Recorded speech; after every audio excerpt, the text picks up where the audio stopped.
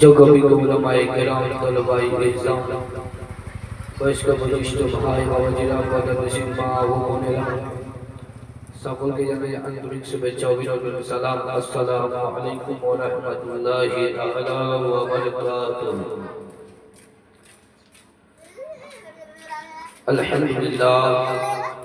আলহামদুলিল্লাহি রাব্বিল আলামিন ওয়াল আকিবাতু লিল মুত্তাকিন الصلاة والسلام على كان نبيا وآدم بين الماء والطين أما بعد فأعوذ بالله من الشيطان الرجيم بسم الله الرحمن الرحيم إن الدين عند الله الإسلام صدق الله العظيم وبلغنا رسوله النبي الأمين المتين المبين المعين الكريم ونحن على ذلك من الشاهدين والصابرين والحمد لله رب العالمين إن الله وملائكته يصلون على النبي يا أيها الذين آمنوا صلوا عليه وسلموا تسليما اللهم صل على سيدنا مولانا وعلى آل سيدنا مولانا محمد صلى الله تعالى عليه وسلم الحمد لله جابت প্রশংসা গুণগান গুণকীর্তন ভাজন সেই মহান রব্বুল আলামিন উলামায়ে ইজ্জতের জন্য যিনি এক অদ্বিতীয় ওয়াহদাহু লা শারীকা যিনি আজ আমাদেরকে এই পবিত্র মাহফিলে আমার মতন একজন গুনাহগারকে বলার এবং আপনাদেরকে শোনার সৌভাগ্য হাসিল করেছেন তিনি আর দরবারে সকলে মিলে ভক্তি ভরে কোরআন কারিমকে মনোযোগ করে পবিত্র কোরআনের ভাষায় শুকরিয়া জ্ঞাপন করি সকলে পড়ি আলহামদুলিল্লাহি রাব্বিল আলামিন ইনার পরে পরে আকায়ে নামদার মদিনার তাজদার শাহনশাহ জিবাকার মক্কি ও মদিনার সরদার নাইবে পরওয়ারদিগার হজে কৌসার মালিক ও মুখতার নূরুন আলা নূর শাফিউল রাসূল আদম নবীর হুজুর জনাবে মুহাম্মদ রাসূলুল্লাহ সাল্লাল্লাহু তাআলা আলাইহি ওয়াসাল্লামের উপর হাজার হাজার কোটি কোটি দরুদ ও পাক অবতীর্ণ হোক সকলে পড়ি আল্লাহুম্মা আমিন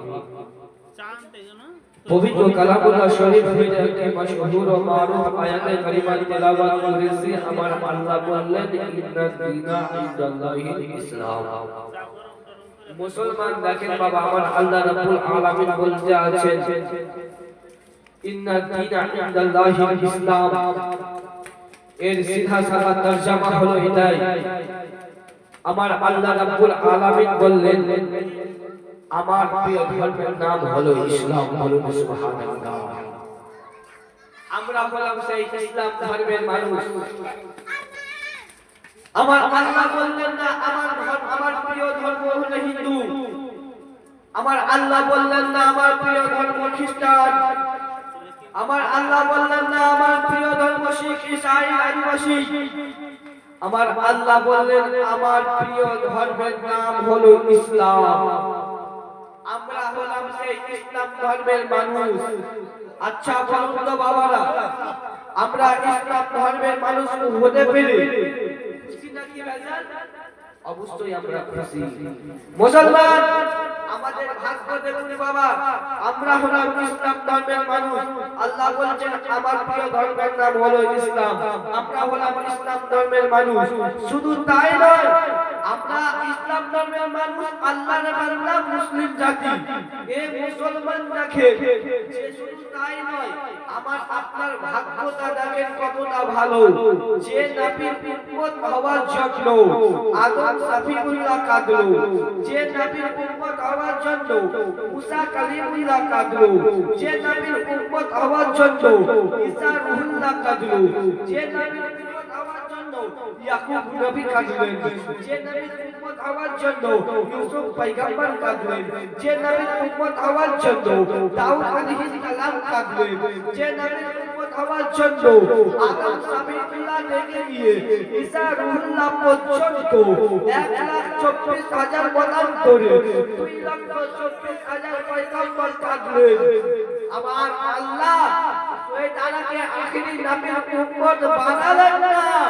আমার আপনার ভাগ্য দেখুন, উনারা কাঁদলো আখিরি নবীর উম্মত হওয়ার জন্য, আল্লাহ উনাদেরকে আখিরি নবীর উম্মত বানালেন না। আমি আপনি আখিরি নবীর উম্মত হওয়ার জন্য কোনোদিনও কাঁদি নাই। আমার আল্লাহ কত রহমান, আমার আল্লাহ কত করিম, আমার আল্লাহ কত মাহবুব, আমার আল্লাহ কত রহিম, আমার আল্লাহ কত গফফার, কত সত্তার। আমাকে আপনাকে আখিরি নবীর উম্মত বানাইয়া জগতে পাঠালেন, বলুন সুবহানাল্লাহ। আমার আপনার ভাগ্য ভালো না খারাপ?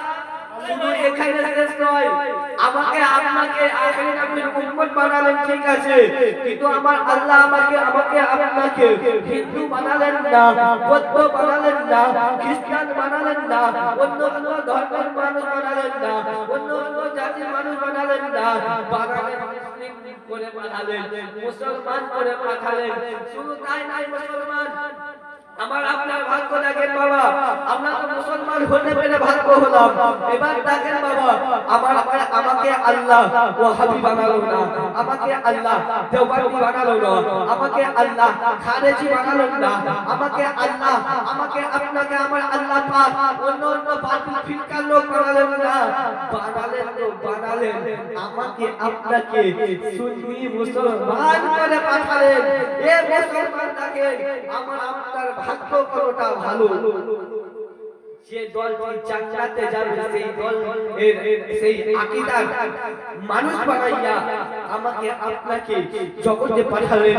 সেই আল্লাহ রাব্বুল আলামিন, সেই আল্লাহ পাকের দরবারে আমরা আরেকবার শুকরিয়া জ্ঞাপন করি, সকলে পড়ি আলহামদুলিল্লাহি রাব্বিল আলামিন। প্যারে মুসলমান, আমরা এত ভাগ্যশীল হওয়ার পর আমাদের কপাল খারাপ। বলবেন হুজুর কেন আমরা ইবাদত করতে পারলাম না? প্যারে মুসলমান, আজকে এই রাত, যে রাতটা আজকে আমরা পেয়েছি, এই রাতটা হলো নিসফে শাবানের রাত। এই রাতে কেউ যদি রাত জেগে বেশি নয় মাত্র 2 রাকাত যদি নামাজ পড়ে 400 রাকাতের সমান সওয়াব পেয়ে যায়।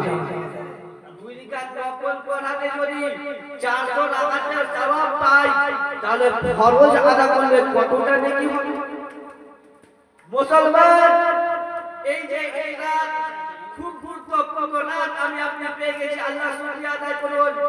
কতজন কবরবাসী হয়ে গিয়েছে এই রাতটাকে পাইনি, আমি আপনি পেলাম, আল্লাহ শুকরিয়া আদায় করতে হবে। মুসলমান, এই রাতে আমার আল্লাহ রাব্বুল আলামিন প্রথম আসমানে চলে আসেন, আসার পরে যেন ডাক দিয়ে বলতে থাকে, কেউ কি আছো আমার কাছে ক্ষমা চাইবে, আমি তাকে ক্ষমা করব।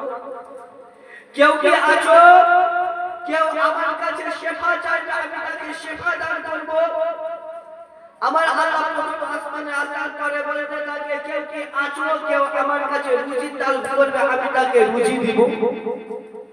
কেউ কি চাই আছো, কেউ কি আছো যে আমার কাছে হায়াত চাইবে, আমি তাকে হায়াত দান করব।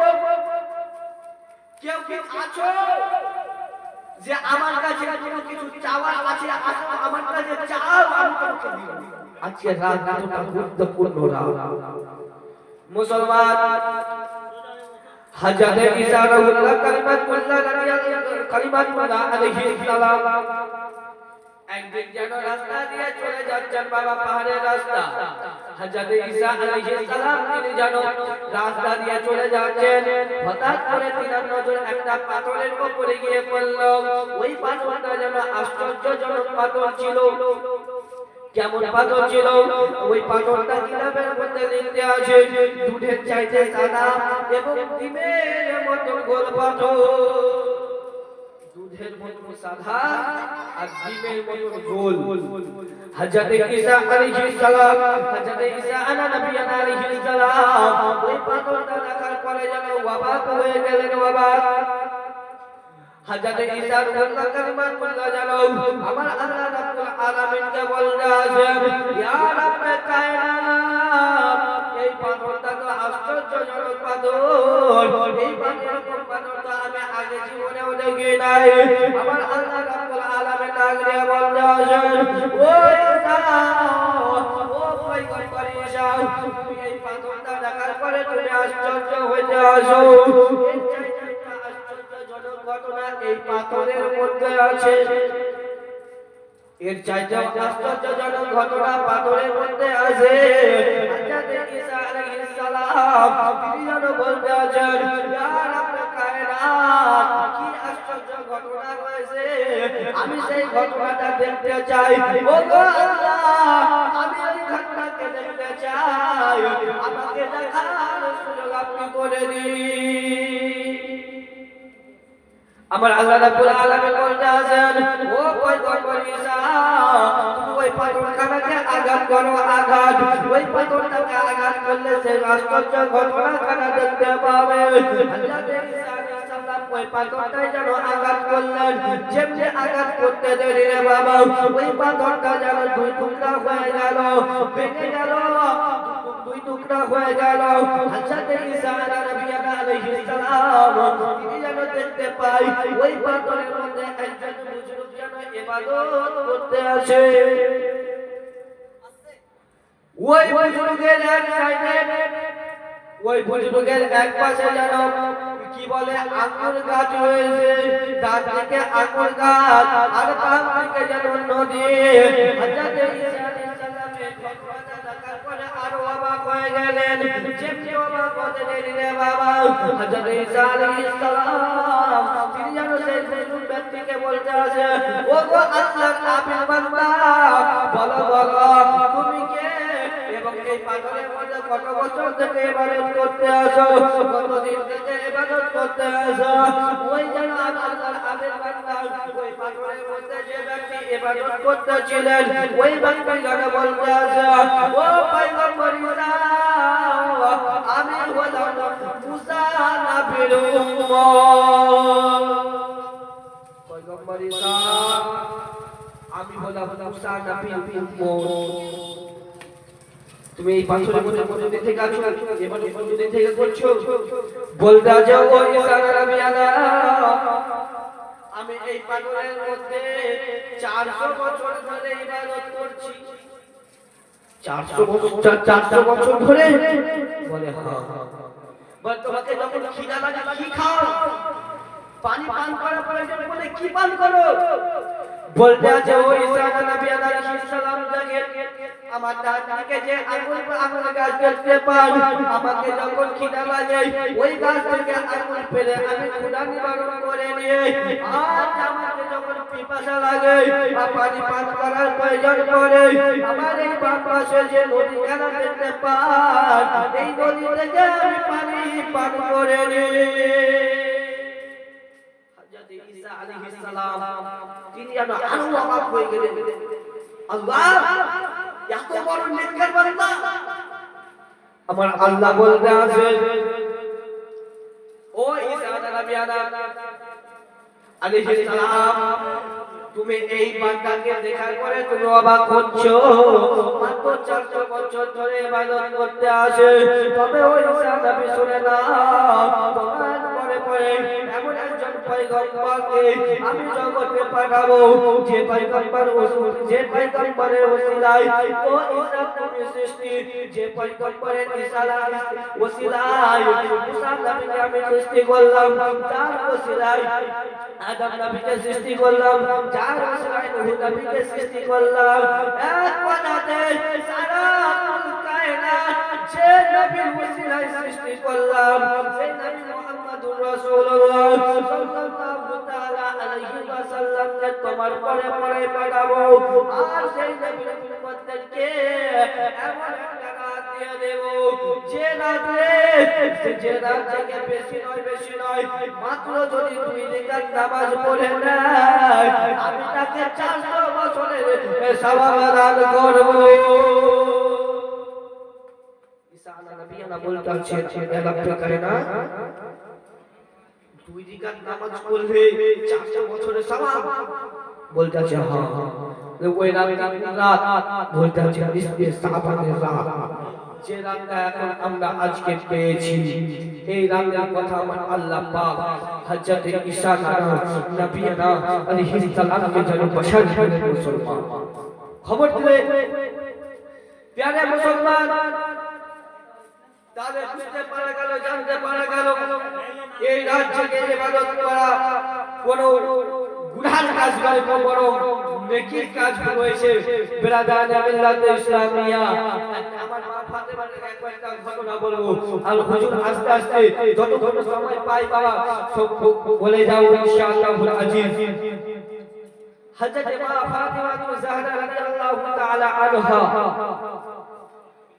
তিনি জানো কেমন নারী ছিলেন এমনিতে দিনাকে জান্নাতি রমণীদের সর্দারিনী বলা হয়নি কেমন নারী ছিলেন মুসলমান একদিন যেন একটা ভিক্ষু আমার নবী মুস্তাফার দরবারে গিয়ে হাজির হয়ে গেছে নবী মুস্তাফা দরবারে হাজির হয়ে গিয়া আমার নবী মুস্তাফাকে বললেন যে ইয়া রাসূলুল্লাহ ইয়া হাবিবাল্লাহ নবী গো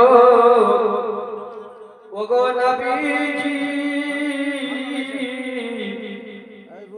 আমি আপনার দরবারে ভিক্ষু এসেছি হুজুর আমি কয়েকদিন ধরে অনাহারে আছি ইয়া রাসূলুল্লাহ আপনি আমাকে কিছু খাবার দেন হুজুর আমি ওই খাবার খেয়ে যেন ক্ষুধা নিবারণ করব ওই টাইমে নবী আমার হযরত মা আয়েশা সিদ্দিকা রাদিয়াল্লাহু তাআলা আনহার হুজরা শরীফের মধ্যে যেন ছিলেন বাবা আমার নবী মুস্তাফা যেমনি বাবা ভিক্ষুকের আরজি গানা শুনেছে মুসলমান ওই ভিক্ষুক খানা জানো বাড়ির আনাজ কি বলে আমার নবী মুস্তাফা ওই ভিক্ষুকের আওয়াজ শোনার পরে ওই ভিক্ষুকের কথা শোনার পরে আমার নবী মুস্তাফা জানো ঘরের আনাচে কানাচে যেতে লাগবে বাড়িতে আমার মতো কিছু আছে কিনা বাড়িতে কিছু খাবার আছে কিনা আমার আপনার নবী মুস্তাফা লাইভের সংবাদদাতা নবী আমার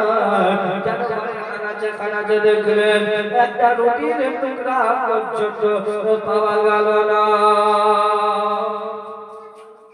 আমার নবী মুস্তাফা দেখছেন যে ভিক্ষুককে দেওয়ার মতো কিছু নাই একটা রুটির টুকরা পর্যন্ত নাই খাবার নাই বাড়িতে পয়সাও নাই যে ভিক্ষুকের হাতে দেবে আমার আপনার নবী মুস্তাফা জানো ভিক্ষুককে ডাক দিয়ে বলতে আছে বন্ধু সুবহানাল্লাহ ভিক্ষুককে কোনোদিন বন্ধু বলেছে কিতাবে নাম আল্লামা সাহেব চিশতি রাহমাতুল্লাহি তাআলা আলাইহি জান্নাতি আছে আমার নবী মুস্তাফা বলতে আছেন ভিক্ষুককে বন্ধু এই মুহূর্তে বাড়িতে দাওয়ার মতো কিছু নাই তবে বন্ধু আমার দরবার থেকে খালি হাতে যেতে পারবে না চলে যাও আমার বেটি ফাতেমার বাড়িতে আমার বেটি ফাতেমার বাড়িতে যদি চলে যাও তুমি খালি হাতে যেতে পারবে না ওই ভিক্ষুক যেন বাবা নবী নন্দিনী ফাতেমার বাড়িতে যেন চলে গেলেন আর নবী নন্দিনী ফাতেমার বাড়িতে যাওয়ার পরে মা ফাতেমার দরওয়াজায় যেন আওয়াজ দিয়ে দিলেন বাবা মা ফাতেমা বলছেন যে দরওয়াজায় আওয়াজ লাগাইয়া হযরত মা ফাতেমা জাহরা রাদিয়াল্লাহু তাআলা আনহার কথাতে ওই ভিক্ষুক যেন বলতে আছে ও নবী নন্দিনী ফাতেমা আমি তোমার দরওয়াজায় ভিক্ষুক এসেছি কিছুদিন ধরে আমি অনাহারে রয়েছি আমাকে কিছু খাবার দিয়ে দেন আমি ওই খাবারটা খেয়ে আমার ক্ষুধা নিবারণ করে দেন এই কথা শোনার পরে সাইয়্যিদা ফাতেমা জাহরা রাদিয়াল্লাহু তাআলা আনহা তিনা জানো বাবা অন্তরটা চমকে গেল কেন চমকে গেল এই জন্য চমকে গেল বাবা ফাতেমা জাহরা জানো বলতে আছেন আল্লাহ বাড়িতে তো খাওয়ার মতো কিছু নাই রাতে দেওয়ার মতো কিছু না, আমি আপনি বলো দিব কি আমার দরবার থেকে খালি হাতে ঘুরে যেতে দিতে পারি না। কেন পারি না? এই জন্য আমার দরবার থেকে খালি হাতে ঘুরে যেতে দিতে পারি না, ঘুরে যেতে দিতে পারি না, এই জন্য পারি না। আর যদি আমি ফাতেমার বাড়ি থেকে ভিক্ষুক খালি হাতে করে গিয়েছে, জগতের বুকে একটা নাম ছড়িয়ে যাবে। নবী নন্দিনী ফাতেমার বাড়ি থেকে জানো ভিক্ষুক খালি হাতে করে গিয়েছে, তার চাইতেও বড় কথা, আজ যদি আমার দরবার থেকে ভিক্ষুক খালি হাতে ঘুরে যায়, আজ যদি আমার দরবার থেকে ভিক্ষুক খালি হাতে ঘুরে যায়, আমার রাসূলুল্লাহ নারাজ হয়ে যাবে। আমার রাসূলুল্লাহ যদি নারাজ হয়ে যায়, আল্লাহ নারাজ হয়ে যাবে। আর আল্লাহ যদি নারাজ হয়ে যায়, আমার জিন্দেগীর ইবাদত সব নষ্ট হয়ে যাবে। আল্লাহ যদি নারাজ হয়ে যায়, আমার জিন্দেগীর ইবাদত সব নষ্ট হয়ে যাবে। আমি আমার জিন্দেগীর ইবাদত খানাকে নষ্ট হতে দিতে পারি। হযরত মা ফাতেমা জাহরা রাদিয়াল্লাহু তাআলা আনহা বাড়ির আনাচে আনাচে যেতে আরম্ভ করলেন, কিছু পাওয়া যায় কি পাওয়া যায় না। হযরত সাইয়্যিদা ফাতেমা জাহরা রাদিয়াল্লাহু তাআলা আনহা দেখতে পান ঘরের একটা কোণাতে ছাগলের চামড়া দিয়ে তৈরি করা একটা জায়নামাজ আছে। ছাগলের চামড়া দিয়ে তৈরি করা জায়নামাজ, ওই জায়নামাজের উপরে ইমাম হাসান হোসেন দুই ভাই যেন বাবা আরাম করতে আছেন, শুয়ে আছেন। হযরত মা ফাতেমা জাহরা বলে, খালি হাতে ঘুরে যেতে দেব না, এই জায়নামাজখানা আমি হাতে তুলে দেব। হযরত মা ফাতেমা জাহরা গুটি গুটি পায়ে যেন বাবা ওই যে বাবা ফাতেমা কি বলে হাসান হোসেনের কাছে যেন চলে গেলেন, হাসানকে যেন উঠাইলেন, এক সাইডে যেন শুইয়ে দিলেন, ইমাম হোসেনকে যেন উঠাইলেন, ইমাম হাসানের পাশে যেন শুইয়ে দিলেন। আর ওই যেন ওই ছাগলের চামড়া তৈরি করা জায়নামাজখানা দিয়ে উঠাইয়া নিয়ে ভালোভাবে যেন ছেড়ে দিলেন। আর ছেড়ে দেওয়ার পরে তাও বললেন, তাও করে যেন বাবা ওই ভিক্ষুকের হাতে যেন তুলে দিচ্ছেন। বাবা বাড়িতে যাওয়ার মতো কিছু নাই, খাবার খাওয়ার মতো একটা রুটির টুকরা পর্যন্ত নাই বাবা। তবে বাবা আমি ফাতেমা, আমি নবী নন্দিনী ফাতেমার বাড়ি থেকে খালি হাতে আপনাকে ঘুরে যেতে দিতে পারি না।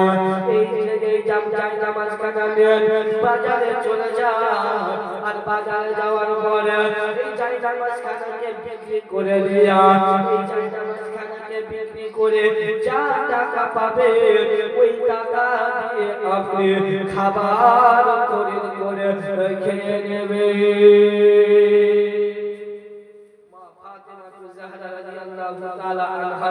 দরবার থেকে কোনদিনও ভিক্ষুক খালি হাতে ঘুরে যায়। আরে নবীর বেটি মা ফাতেমা জান্নাতের রানী, এই কথা তো মিথ্যা নয় গো হাদিসের বাণী। নবীর বেটি মা ফাতেমা জান্নাতের রানী, এই কথা তো মিথ্যা নয় গো হাদিসের বাণী। একবেলা খাওয়ার পরে আর খাওয়ার নাই যে ঘরে, একবেলা খাওয়ার পরে আর খাওয়ার নাই যে ঘরে, হাসান হোসেন কেঁদে কেঁদে মায়ের কাছে আরজ করে, কোরআন পড়ে ঘুম দেয় তাদের গো, কোরআন পড়ে ঘুম দেয় তাদের, শুনাই মধুর বাণী জান্নাতের রানী। নবীর বেটি মা ফাতেমা জান্নাতের রানী, এই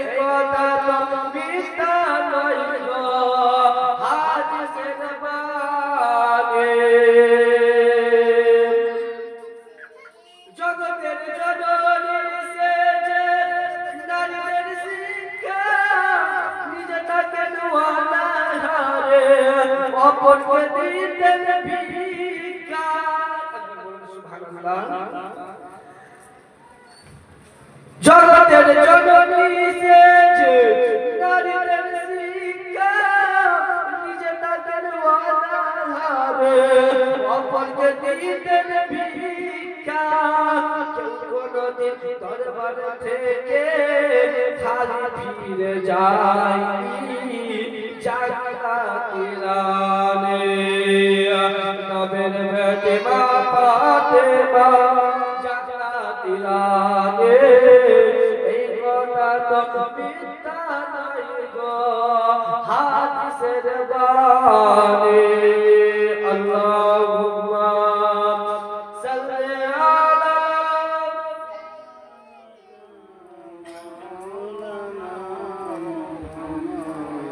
وعلى آل سيدنا مولانا محمد صلى الله تعالى عليه وسلم।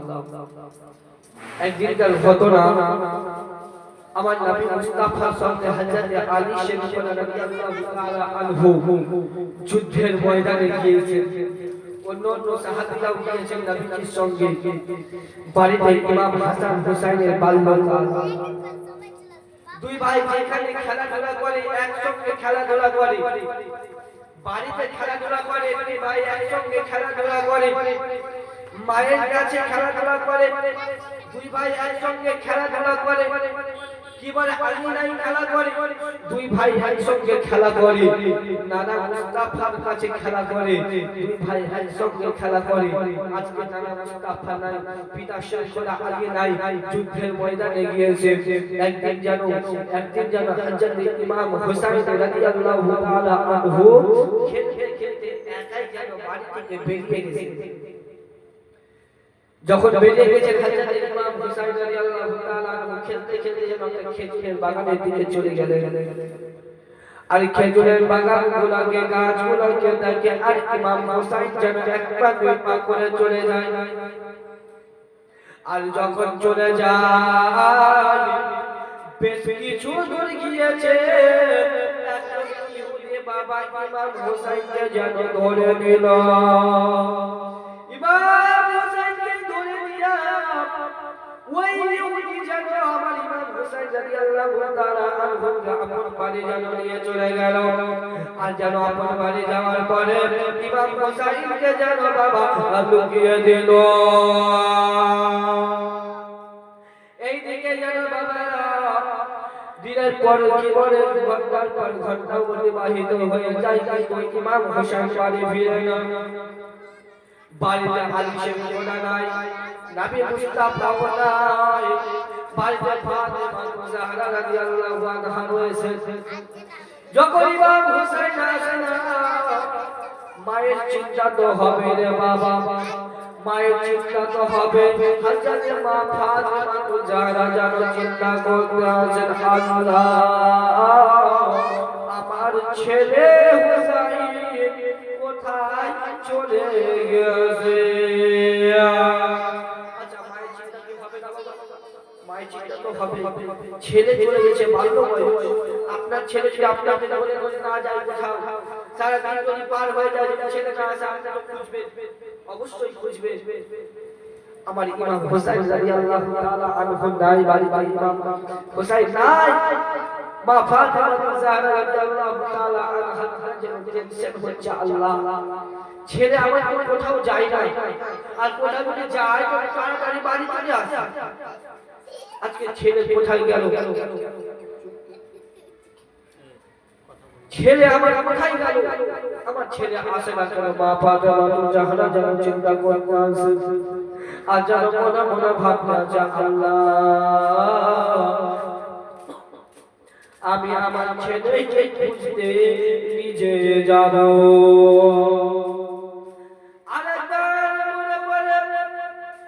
না না, আমি খুঁজতে যাব না। কেন যাব না? এই জন্য যাব না, এটা আমি ফাতেমার পর্দা খিলাফি হবে। আমি পর্দা খিলাফি করতে পারবো না। হযরত মা ফাতেমা রাদিয়াল্লাহু তাআলা আনহা তিনি যেন বাবা বাড়ির ভিতর থেকে দরওয়াজায় আসে, আবার যেন রাস্তার দিকে তাকায় বেটা হুসাইন আসে কি আসে না। দেখতে পাই ইমাম হুসাইন যেন আসে না। যখন ইমাম হুসাইন আসে না মা ফাতেমা যেন বাড়ির ভিতরে চলে যায়, এরকম করে দরওয়াজায় আসে, আবার যেন ভিতরে চলে যায়। কিতাবের মধ্যে লেখা আছে ইমাম কি বলে মা ফাতেমা জাহরা জানো বাবা দরওয়াজায় একবার নয় দুইবার নয় পাঁচবার নয় দশবার নয় আমার ভাইরা মা ফাতেমা জানো ৭২ বার দরওয়াজায় আসে। ৭২ বার দরওয়াজায় আসে। রাস্তার দিকে তাকায় সে ছেলে আমার কাছে কিনা, কিন্তু আমার ইমাম হুসাইন আসে না। মা ফাতেমা জানো ইমাম হাসানকে ডাকলেন, ইমাম হাসানকে জানো বলতে আসে ও বেটা হাসান যাও বেটা যাও, তোমার ভাই হুসাইনকে খুঁজে নিয়ে আসো। ইমাম হাসান রাদিয়াল্লাহু তাআলা আনহু মায়ের কাছে অনুমতি পাওয়ার পরে বন্ধু ইমাম হাসান যেন বাবা বাড়ি থেকে বেরিয়ে গেলেন। খুঁজতে খুঁজতে খুঁজতে খুঁজতে পাকিস্তানের দিকে যেন বাবা চলে গেল। ইমাম হাসান যেন ও ভাই হুসাইন কোথায় রয়েছো ভাই, আমি তোমার ভাই হাসান তোমাকে ডাকতে আসি, আমার ডাকে তুমি সাড়া দাও। কিন্তু বাবা কোনো জবাব আসে না, কোনো জবাব আসে না। ইমাম হাসান ডাক দিয়ে বলে ও মা ফাতেমার প্যারা হুসাইন, ও আলী নূরে নজর হুসাইন, ও নানা মুস্তাফার প্যারা হুসাইন, ও আমার কলেজার টুকরা ভাই হুসাইন, কোথায় আছো ভাই? আমি তোমার ভাই হাসান তোমাকে ডাকতে আসি, আমার ডাকে তুমি সাড়া দাও। কিন্তু মুসলমান থাকেন বাবা কোনো সাড়া পাওয়া যায় না, কোনো আওয়াজ বাবা পাওয়া যায় না। ইমাম হাসান জানো চিন্তা করতেছে আল্লাহ এখন আমি আমার ভাই হুসাইনকে কোথায় খুঁজব। বাবা আল্লাহ পাকের হুকুম হইল জঙ্গল থেকে একটা হরিণ যেন ইমাম হাসানের কাছে যেন চলে আসলো। আসার পরে যেন ইমাম হাসানকে বলতে আসে ও আকা হাসান আপনার ভাই হুসাইনকে ওই সালে ইহুদি ধরে নিয়ে গেছে। যে ইহুদি ধরে নিয়ে গেছে ওই ইহুদির নাম হচ্ছে সালে ইহুদি। বলতে আছে আকা হাসান আপনার ভাই হুসাইনকে সালে ইহুদি ধরে নিয়ে গেছে, আপনার বাড়িতে লুকিয়ে রেখেছে, যান আপনার ভাই হুসাইনকে আপনি নিয়ে আসেন। এই খবর পাওয়ার পর ইমাম হাসান রাদিয়াল্লাহু তাআলা আনহু তিনি জানো বাবা দুটি উল্টে পায়ে জানো বাবা ওই সালে ইহুদির দরওয়াজায় গিয়ে হাজির। দরওয়াজায় আওয়াজ লাগাইলো এই সালে ইহুদি দরওয়াজা খোল দরওয়াজা খোল। বাবা যে আওয়াজ লাগাইতে দেরি মুসলমান ওই সালে ইহুদি জানো দরওয়াজা খুললো, দেখতে পায় একজন বালক জানো দাঁড়িয়ে আছে, একজন বালক দাঁড়িয়ে আছে। বলতে আছে বালকের কি খবর, আমার দরওয়াজায় এসেছে। বলতে আছে আমার ভাই হুসাইনকে কোথায় লুকিয়ে রেখেছে, আমার ভাই হুসাইনকে কোথায় লুকিয়ে রেখেছিস? পেটওয়ার আমার ভাই হুসাইনকে, আমার ভাই হুসাইনকে কোথায় লুকিয়ে রেখেছিস? এই সালে ইহুদি জানো বাবা অবাক হয়ে গেল, কি ব্যাপার আমি একটা ছেলেকে ধরে এনেছি, কেউ কেউ জানে না, কেউ কেউ জানতে পারেনি, কিন্তু এই বালকটা কি করে জানলো? এটা তো সে তো আর জানে না, এটা আমার ইমাম হাসানের কারামত যে জঙ্গলের হরিণ এসে ইমাম হাসানকে যেন খবর দিয়েছে। ইমাম হাসান বলতে আছে সলিউনে বের কর আমার ভাই হুসাইনকে আজ যদি বের না করে আমার মা ফাতেমা যদি জেনে যায় আমার মা ফাতেমা যদি জেনে যায় আর তোদের জন্য যদি বরদোয়া করে দেয় তোদের ইহুদিদের বংশ পুরা ধ্বংস হয়ে যাবে আমার পিতা ছেলে খোদা আলী যদি জেনে যায় তোদের ইহুদিদেরকে যতগুলা ইহুদির দল রয়েছে সমস্ত ইহুদিদেরকে কাতার করে দিবি আমার নানা মুস্তাফা যদি জেনে যায় তাহলে তোরা আর টিকে থাকতে পারবি না বের কর আমার ভাই হুসাইনকে বের কর ইমাম হাসানের এরকম কথা শোনার পরে বাবা কি বলে ইমাম হাসানের এরকম কথা শোনার পরে ওই সোয়ালে ইহুদি জানো ইমাম হুসাইনকে জানো সঙ্গে সঙ্গে বাড়ি থেকে বের করে ইমাম হাসানের হাতে তুলে দিল ইমাম হাসানের সামনে দুই ভাই যেমন বাবা সামনা সামনি হয়ে গিয়েছে দুই ভাই জানো গলায় গলা গলাইলো আর জানো বলতেছে ভাই হুসাইন বাবা চিন্তা করতে আছে চল ভাই চল আর দেরি করা যাবে না ওই সোয়ালে ইহুদি বাবা আমার নবী মুস্তাফা জানো বিজয় বাবা জেনে গেল আর যখন জেনে যাওয়া এরা তো বাড়ি চলে গিয়েছে আমার নবী মুস্তাফা যখন বাবা ওই যুদ্ধের ময়দান থেকে ফিরেছে আর যখন যুদ্ধের ময়দান থেকে ফিরে আসা এই মুসলমান দেখেন বাবা কি বলে আমার ওই সোয়ালে ইহুদি জানো আমার নবী মুস্তাফার কাছে আসবে আসার পরে জানো বলতে আছে ইয়া রাসূলুল্লাহ ইয়া হাবিবাল্লাহ নবী গো আমি বড় বিপদে পড়েছি হুজুর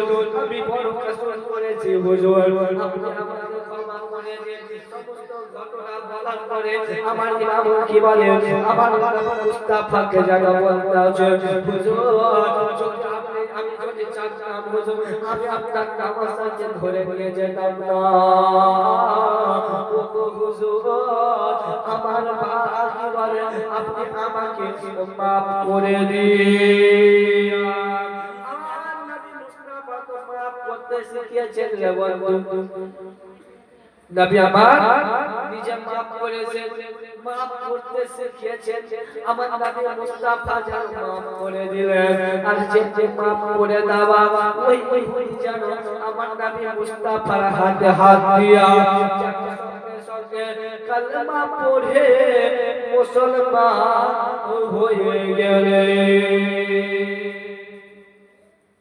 সঙ্গে মুসলমান হয়ে গেল জবান থেকে জারি হলো আশহাদু আল্লা ইলাহা ইল্লাল্লাহ ওয়া আশহাদু আন্না মুহাম্মাদান আবদুহু ওয়া রাসূলুহু সাল্লাল্লাহু তাআলা আলাইহি ওয়াসাল্লাম এই সোয়ালে ইহুদি জানো বাবা মুসলমান হয়ে গেল আর যখন মুসলমান হয়ে গেল সাহাবীদের যেন নারা লেগে গেল কেন যে আমাদের দলের সংখ্যা আরো বেড়ে গেল একজন বেড়ে গেল মুসলমান একদিনকার ঘটনা ইমাম কি বলে ইমাম হাসান রাদিয়াল্লাহু তাআলা আনহু তিনি যেন আমার নবী মুস্তাফার কাছে মসজিদে নববীর মধ্যে রয়েছে আর একজন সাহাবী যেন রাস্তা দিয়ে আসছে রাস্তার পাশে যেন একটা হরিণের বাচ্চা পেয়ে ওই হরিণের বাচ্চাটাকে যেন উঠাইয়া যেন আমার নবী মুস্তাফার কাছে যেন গিয়ে হাজির মসজিদে নববী শরীফের মধ্যে মুসলমান ওই সাহাবী জানো আমার নবী মুস্তাফার সঙ্গে জানো কথা বলতে আসে বাবা জানো আলাপ আলোচনার কথা চলতে আসে আর জানো ওই জায়গাতে ইমাম হাসান রাদিয়াল্লাহু তাআলা আনহু ছিল আর জানো ওই ইমাম হাসান জানো বাবা কি বলে কি ওই হরিণটার দিকে যেন বারবার যেন দেখতে ছিল ওই সাহাবী যেন খেয়াল করলো যে ইমাম হাসান হরিণের দিকে যেন বারবার দেখতে আসে সাহাবী বুঝে গেল ইমাম হাসান এই হরিণ খানাকে দিবি বন্ধু দেখেন মুসলমান কি বলে ওই সাহাবী জানো বাবা আল্লাহর শেষে জানো আমার ওই হরিণটাকে যেন আমার নবী মুস্তাফাকে দিয়ে দিলেন বললেন হুজুর এই হরিণটাকে আপনি নেন আপনার নওয়াসার ভাগে তুলে দেন আপনার নওয়াসা এই হরিণটাকে দিয়ে যেন খেলা করবে মুসলমান দেখেন বাবা ওই হরিণটা যেন আমার নবী মুস্তাফা যেন দিয়ে দিলেন আর দিয়ে দেওয়ার পরে যেন ওই হরিণটাকে যেন ইমাম হাসানের হাতে যেন তুলে দিলেন ইমাম হাসান রাদিয়াল্লাহু তাআলা আনহু যেন ওই যেন হরিণের বাচ্চাটাকে দিয়ে যেন খেলা করে গো বাবা খেলতে খেলতে খেলতে খেলতে যেন বাবা পাড়ে দিকে যেন রওনা হয়ে গেল এদিকে আমার নবী মুস্তাফা যেন বলেছে ও ভাই হাসান এই হরিণের বাচ্চাটাকে নিয়ে তোমরা দুই ভাই খেলা করবে ইমাম হাসান বাড়ি এসে ইমাম হুসাইন যেন দেখতে পায় ভাই হাসানের হাতে যেন হরিণের বাচ্চা